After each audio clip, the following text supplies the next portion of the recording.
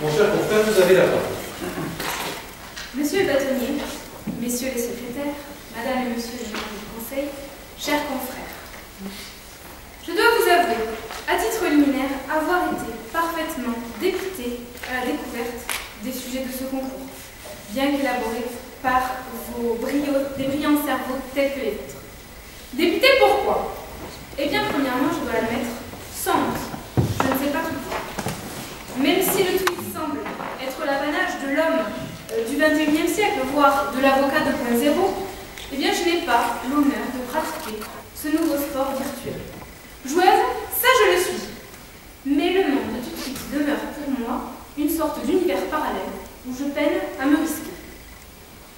Vous imaginez ma frustration, parce que le jeu, ça me connaît. Jeu de société, jeu de loi, jeu de rôle, jeu de mots, ça, c'est mon rayon.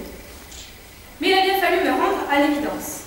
Ne sachant pas tweeter, j'aurais difficilement pu vous démontrer, et ce pendant près d'un quart d'heure, ce que tweeter n'est pas, à savoir jouer. Non, évidemment. Avoir épousé cette noble profession m'a certes permis d'améliorer mon bluff, mais certainement pas au point de pouvoir vous berner et parvenir à vous faire la démonstration de quelque chose que, inéluctablement, je ne connais pas. Le challenge était manifestement hors de ma portée. Belle joueuse, je me suis donc rabattue sur le second sujet, posant sans embâche une question primordiale et majeure de cette ère, qui aurait d'ailleurs pu servir de une à un hebdomadaire au calendrier connu. Faut-il cirer le parquet? Et là encore, vous qui me connaissez bien, vous devez vous douter de ce que j'ai pu ressentir en découvrant ce sujet. Quelle frustration! Enfin, chère jury, chers confrères, vous le savez, je ne fais pas de pénal. Combien de fois l'aurais-je répété au cours de dîners et autres repas mondains interminables où, accablé par l'ultime question, à savoir, oserais-je un jour prendre la défense d'un violeur de bébés multirécidiviste, pudjate et toxicomane? Combien de fois aurais-je été obligé de le marteler, parfois abruptement, tant la question peut agacer à force de l'entendre? Je ne fais pas de pénal. Enfin, confrères, vous le savez, quand même. Moi, c'est le conseil des prud'hommes.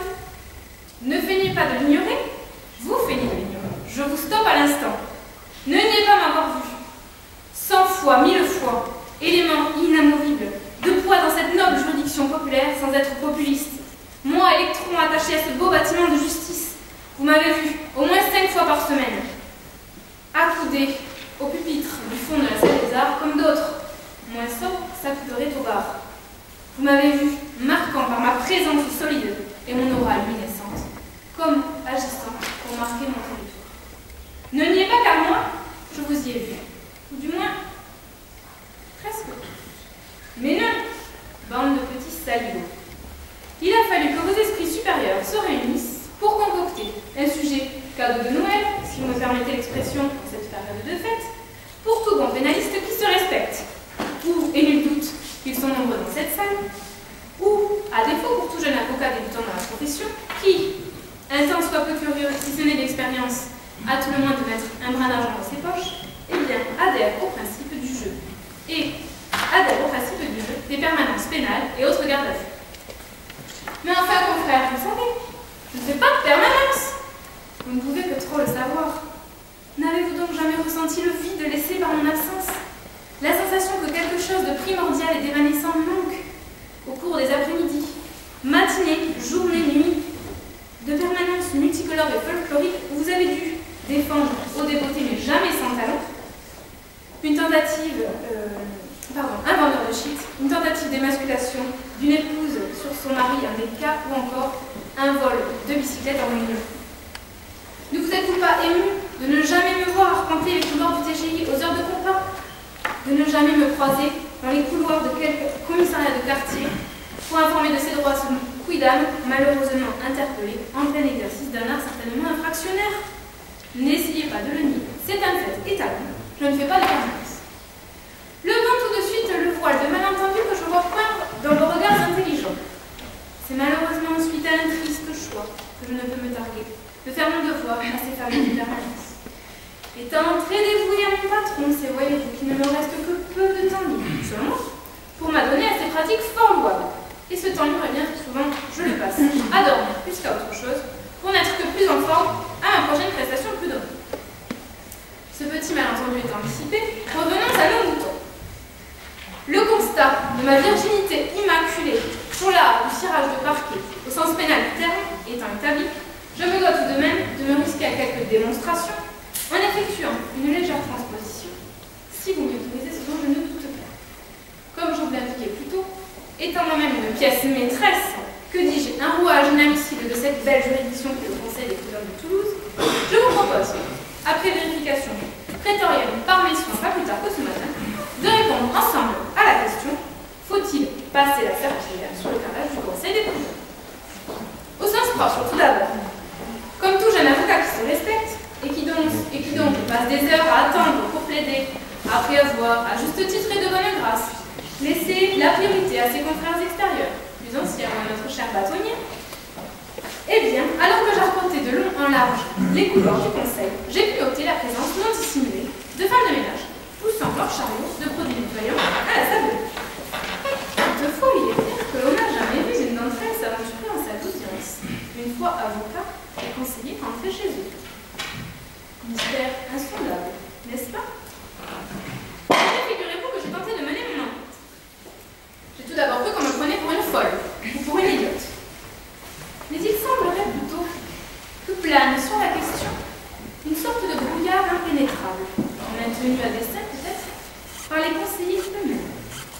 Par respect pour les arcanes ancestraux de la juridiction, et pour la sacralité de certains mystères qui se doivent de rester inviolés, je n'ai pas poussé plus loin mes travaux d'investigatrice. Enfin, ce n'est pas tout à fait vrai. Pas plus tard que tout à l'heure, j'étais en salle d'audience, et, avec mes faibles talents de ménageur du dimanche, dominant plutôt bien un Swiffer, j'aurais pu dire qu'à Google, bien le sol avait l'air plutôt propre, et par conséquent, il n'était pas impératif, immédiatement, de passer une serpillière sur le sol du Conseil. Par contre, en poussant la réflexion un peu plus loin, il est bien évident qu'il faudra un jour lessiver ce sol. Si ce n'est par souci de propreté, à tout le moins pour éviter qu'un jour, un avocat ne se prémédite dans un baume de poussière, ou ne glisse sur un sol d'or et intente une action civile contre la juridiction. Les femmes de ménage du Conseil, en grande prêtresse de la propreté,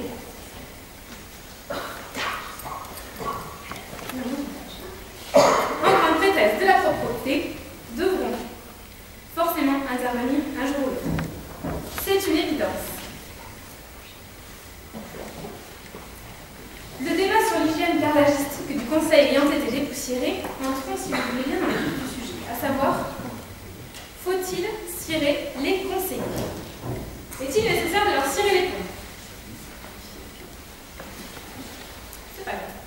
Est-il nécessaire de leur cirer les pompes, de leur flatter les chines, de leur passer la brosse à relever ou encore de la pommade? Tout ça exerce dans un angle et dans le texte. Pompier un pompen dans un allemand quasi littéral. Est-il nécessaire de leur cirer les pompes pour briller au Conseil? De ma maigre et pourtant déjà conséquente expérience, je veux tirer cette analyse. Le conseiller prud'homal est un être à part. On le reconnaît à son œil vif, jusqu'à 17h. À son stylo qui cliquette lancinamment, comme nous perdons nos propos. À son coup d'œil acéré à la pendule ou à sa montre, lorsque nous traînons. À son rire jovial, si difficile à arracher, mais si gratifiant et satisfactoire quand bien nous parvenons à le déclencher.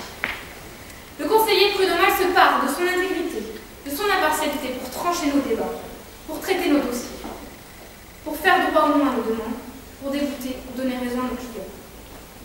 Quelle gloriole tirerions-nous à leur passer de la pommade? Quel gain saurait-on raisonnablement en tirer que ne saurait défaire un bon arrêt de cour d'appel? Quel honneur garderions-nous après nous être abassés à flatter vaniteusement pour je ne sais quel résultat? Vous devez vous demander, pratiquais-je cette manœuvre, moi? Suis-je de celles qui jouent de leur charme, incontestable, pour tenter d'obtenir, si ce n'est une décision favorable, à tout le monde, un coup de pouce? Vous qui m'avez côtoyé, vous qui me connaissez bien pour avoir partagé avec moi des minutes, voire des heures d'attente désespérante pour tenter de plaider un dossier loin d'être gagné d'avance. Je sais que vous connaissez la réponse à cette question.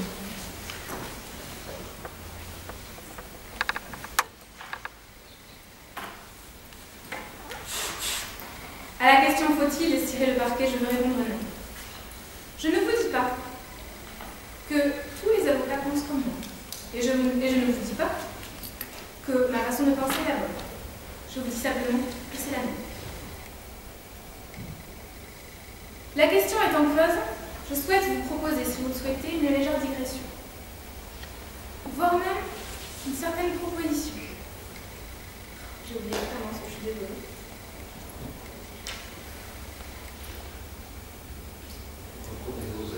En fait, je ne sais pas. Bon, je vais reprendre juste avant, je suis vraiment désolée. Juste avant que j'ai dit, je veux répondre.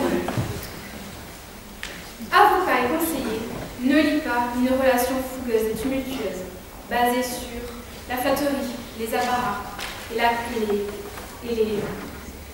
les présents. Avocat et conseiller ont bâti une relation de couple durable, pas toujours palpitante, mais basée sur la confiance, sur l'écoute, sur le dialogue.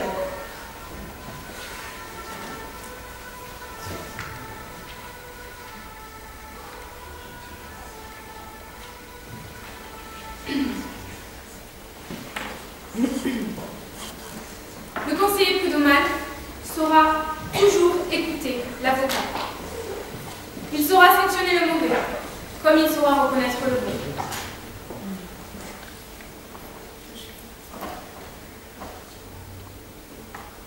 À la question faut-il serrer le parquet, je veux répondre non. Je ne vous dis pas que c'est la bonne décision, je vous dis que c'est le but. Et pour clôturer ce débat, malheureusement, je suis frustrée d'avoir publié cette page, vraiment très frustrée, mais je vais terminer sur ma conclusion. Ma conclusion, c'est la suivante. Comme je vous le disais, je souhaite vous faire une proposition. Car, pour si pérenne que soit la relation avocat-conseiller, que j'aurais aimé vous décrire plus en détail si j'avais eu ma page 5, pour si pérenne que soit cette relation, je veux constater que ce soir seulement, vous êtes mon jury, mes jurés, mon précieux auditoire. Et dans la fugacité de cet instant, qui prête bien à tenter le tout pour le tout, même si on ne gagne pas toujours, mais vous en conviendrez, qui ne tente rien à rien, eh bien, dans la fugacité de l'instant, j'ai tant de choses à vous dire, à vous. Vous, mon auditoire précieux, vous qui êtes si beau ce soir, et vous qui avez toujours tant à dire. Vous, mes chers confrères, monsieur le bâtonnier, vous, les 4 secrétaires de la promotion 2010, et faible s'il en est de la promotion, que dis-je, de l'ordre, que dis-je, de la profession. Vous, mes chers confrères, vous tous, c'est avec un grand plaisir, sans malice et sans aucune honte, que je vais clore ici mon discours. Et malgré mes quelques petites hésitations, je vais clore ici mon discours en vous passant, avec une infinie sincérité et un plus grand plaisir, ce dernier, ultime, mais infiniment sincère, petit de Roi Savoie.